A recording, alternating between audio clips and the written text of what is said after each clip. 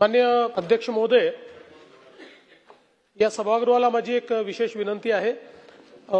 सन 2026 चे विधानसभा विधेयक क्रमांक 30 भारतीय न्याय संहिता महाराष्ट्र सुधारणा विधेयक 2026 मांडण्यास मला सभागृहाची अनुमती मिळावी। आपल्या सगळ्यांना कल्पना आहे की आपल्या सभागृहाने एकमताने शक्ती कायदा मंजूर केला होता आणि हा कायदा आपण मंजूर करून केंद्र सरकारला पाठवला होता। त्यावेळी केंद्र सरकारने त्या ठिकाणी आपल्याला सांगितलं होतं की बीएनएस हा नवीन कायदा होतोय आणि त्यामुळे आता जर तुमचा कायदा मंजूर केला तर दोन कायद्यांमध्ये कॉन्फ्लिक्ट होईल आणि मग बीएनएसचा कायदा हा केंद्र सरकारने मंजूर केला आणि जवळजवळ आपल्या शक्ती कायद्यातल्या ज्या तरतुदी होत्या त्या तरतुदी त्यांनी बीएनएसच्या कायद्यामध्ये घेतल्या। आपण एक समिती डीजींच्या अध्यक्षतेखाली तयार केली आणि त्या समितीला आपण सांगितलं की आपण केलेला शक्ती कायदा आणि बीएनएसचा कायदा याच्यामध्ये अशा कुठल्या तरतुदी आहेत की ज्या आलेल्या नाहीत। तर त्या संदर्भात डीजींनी एक रिपोर्ट आपल्याकडे सादर केला आणि आपला संपूर्ण जो कायदा आहे त्या कायद्यातले 2 कलम सोडून बाकी सगळे कलम हे बीएनएस मध्ये आले आहेत अशा प्रकारचा त्यांनी आपल्याला त्या ठिकाणी रिपोर्ट दिला आणि ही जी 2 कलम आलेली नाहीत ही स्टेट अमेंडमेंट म्हणून आपण मान्य केली पाहिजेत अशा प्रकारे त्यांनी सांगितलं। मग हे 2 अमेंडमेंट काय आहेत तर अगदी छोटे छोटे अमेंडमेंट आहेत जे त्या कायद्यात आले नाहीत।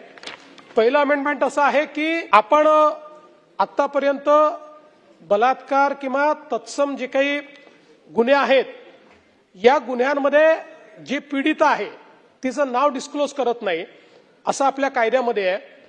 शक्ती कायद्यामध्ये त्याच्यासोबत आपण टाकलं होतं की ऍसिड विक्टिमचंही नाव हे पब्लिश होऊ नये। तर आता आपण या अमेंडमेंटद्वारे ते काही बीएनएस मध्ये आलं नाही तर या अमेंडमेंटद्वारे आपण एवढीच अमेंडमेंट करतोय की ऍसिड पीडितेचं नाव देखील त्या याच्यात येऊ नये। दुसरं जी अमेंडमेंट आहे त्याच्यामध्ये आपण जी अमेंडमेंट करतोय त्यात महिलांच्या गोपनीयतेचा विषय झाला की हे जे काही पूर्वीच्या काळामध्ये वेगवेगळ्या म्हणजे कोणाशी सेक्शुअल ऍडव्हान्समेंट करणे किंवा अशा पद्धतीच्या गोष्टीच गुन्ह्यामध्ये होते।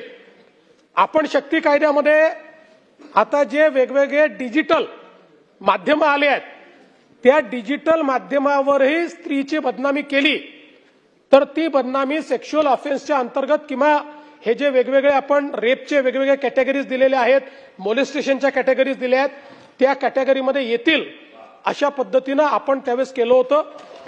आता तेच अमेंडमेंट आपण यामध्ये करतोय ज्याच्यामध्ये आपण असं म्हटलंय की दूरध्वनी, ईमेल, सामाजिक माध्यम मंच किंवा इतर कोणत्याही इलेक्ट्रॉनिक किंवा डिजिटल संवाद माध्यमाद्वारे अश्लील किंवा कामुक स्वरूपातील आक्षेपार्ह संवाद करणे, स्त्रीच्या शरीराच्या कोणत्याही भागाचे वास्तविक किंवा बनावट चित्रण, तसेच स्त्रीचा कोणत्याही लैंगिक कृत्यात सहभाग दर्शवणारा कोणताही ध्वनी किंवा दृश्य चित्रफित, ऑडिओ किंवा व्हिडिओ, इलेक्ट्रॉनिक किंवा इतर कोणत्याही माध्यमातून अपलोड करण्याची किंवा प्रसारित करण्याची धमकी देणे हाही गुन्हा असेल त्याच संज्ञेतला, म्हणजे त्याचं गांभीर्य आपण हे वाढवलेलं आहे।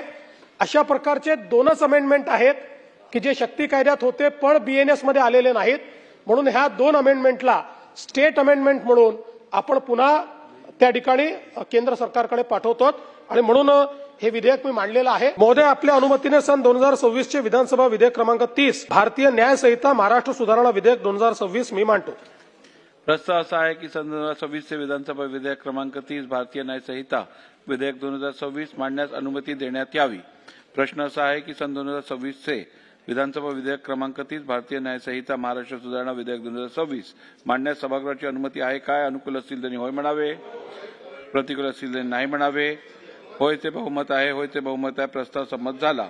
माननीय अध्यक्ष महोदय, विधानसभा विधेयक क्रमांक 30 भारतीय न्याय संहिता महाराष्ट्र सुधारणा विधेयक 2026 विचारात घेण्यात यावे असा आपल्या अनुमतीने मी प्रस्ताव मांडतो। सन 2026 चे विधानसभा विधेयक क्रमांक 30 भारतीय न्याय संहिता महाराष्ट्र सुधारणा विधेयक 2026 मांडण्यात आले. कन्सिडरेशन घ्या. पुरुषांना सुद्धा न्याय देणारी व्यवस्था कायद्यानं आपल्याला करता येईल का याचा आपण या निमित्तानं अभ्यास करावा. आणि आपण ह्या ज्या अमेंडमेंट आणलेल्या आहेत याला आमच्या वतीनं पूर्ण पाठिंबा आहे एवढंच जाहीर करतो आणि या ठिकाणी थांबतो. 2017 साली बलात्कार केला, 2025 साली केस. 2 वर्षाच्या आत झालं तर ठीक आहे, 1 वर्षाच्या आत झालं तर ठीक आहे, 5-5 वर्ष, 4-4 वर्ष, त्याच्यातली काही प्रकरणं ही म्युच्युअल असतात. पण म्युच्युअल मध्ये भांडण झालं की गेलं तर त्याच्यावरती सुद्धा काही या शक्ती कायद्यामध्ये अंतर्भूत करून काही करता येतं का? की अनेकदा हे सगळं राष्ट्रीय पातळीवर होतं किंवा ह्याचे जे काही सोर्स असतात ते बाहेर असतात. आता ऍसिड विक्टिमचं नाव न बाहेर येऊ देणं किंवा जे काही डिजिटल माध्यम आहे हे नॅशनली मला वाटतं येणं गरजेचं आणि आपण जर इथे ह्या संदर्भात ठराव केला तर ते देशावर देखील त्याचा चांगला परिणाम होऊ शकतो अशी मी आपल्याकडे विनंती करतो. जे विषय या ठिकाणी मांडलेले आहेत निश्चित ते महत्वाचे आहेत, कारण कुठलाही कायदा करताना त्या कायद्याचा दुरुपयोग होऊ नये अशा पद्धतीची ही भावना आहे. आणि या संदर्भात खरं म्हणजे वेळोवेळी आता सर्वोच्च न्यायालयाने देखील याच्या मिसयूजची दखल घेतलेली आहे. किंबहुना मध्यंतरी ज्याचा उल्लेख आव्हाड साहेब किंवा आपण असलमजी आपण म्हणालात तर त्या संदर्भात म्हणजे कन्सेन्शुअल काही ऍक्टिव्हिटी झाली आणि नंतर मग त्याला कन्व्हर्ट करण्याचा जो प्रयत्न आला याच्यावर खूप कडक शब्दात सुप्रीम कोर्टाने आताच एक नुकता निर्णय दिलेला आहे की हा कायद्याचा मिसयूज आहे. त्यामुळे निश्चितपणे ही भावना योग्यच आहे की कोणी अशा प्रकारे कायद्याचा मिसयूज करू नये.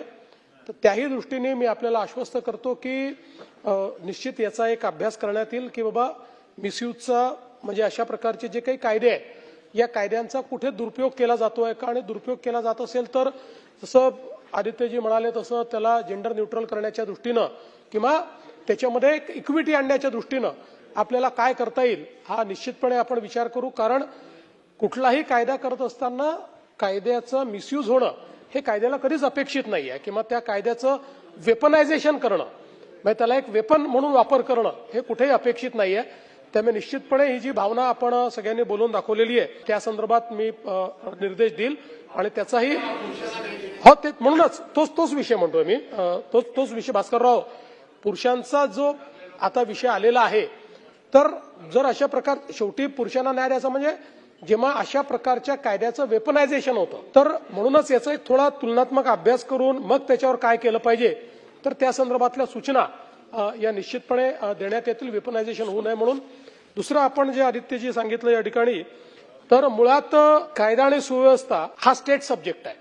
पण ज्यावेळेस आपले सगळे प्रमुख कायदे असतात त्यावेळी केंद्र सरकार सगळ्या राज्यांकरता मिळून लेजिस्लेट करतं. तशा पद्धतीनं आपला बीएनएस किंवा जुना आयपीसी, सीआरपीसी, बीएनएसएस हे जे कायदे आहेत हे सगळ्या देशाकरता. पण प्रत्येक राज्याला हा अधिकार आहे की मूळ कायद्याशी इनकन्सिस्टंट नसेल अशा प्रकारची राज्य अमेंडमेंट ही राज्य करू शकतो. तर आपण यापूर्वीही आयपीसीला अनेक अमेंडमेंट केल्या. आता आपण मकोकाचा कायदा केलाय. मकोकाचा कायदा ही स्टेट अमेंडमेंट आहे टू आयपीसी. त्यामुळे अशा प्रकारे आयपीसी, सीआरपीसीचे जे कायदे आहे किंवा शक्ती कायदाही जो आपण केला होता हा शक्ती कायदा 3 कायद्यांना आपण अमेंडमेंट केली होती. सीआरपीसी, आयपीसी आणि पॉक्सो या 3 कायद्याची ती अमेंडमेंट होती. आणि म्हणून या संदर्भात आता हा आणत असताना फॉर्च्युनेटली जे काही आपण जवळपास या ठिकाणी 9 तरतुदी आहेत की ज्या तरतुदी म्हणजे आपल्या शक्ती कायद्यातल्या या आता बीएनएस मध्ये रिफ्लेक्ट झाल्यामुळे स्टेट अमेंडमेंटची आवश्यकता नाही. बीएनएसचा तो पार्ट आहे. ज्या 2 आता आपण अमेंडमेंट करतोय या 2च शक्ती कायद्यातल्या अशा तरतुदी आहेत की ज्या बीएनएस मध्ये आलेल्या नाहीत. आणि म्हणून हो नाही म्हणूनच तर आपण त्या दृष्टीने ह्या अमेंडमेंट तर करतोय आणि आपण त्या संदर्भात एक केंद्राला पत्र देखील लिहू की आम्ही या अमेंडमेंट करतोय. केंद्राला वाटलं तर केंद्राने इतर राज्यांकरता देखील या अमेंडमेंट या ठिकाणी कराव्यात. आणि मी सभागृहाला विनंती करतो की सभागृहाने हे जे विधेयक आहे याला मान्यता द्यावी.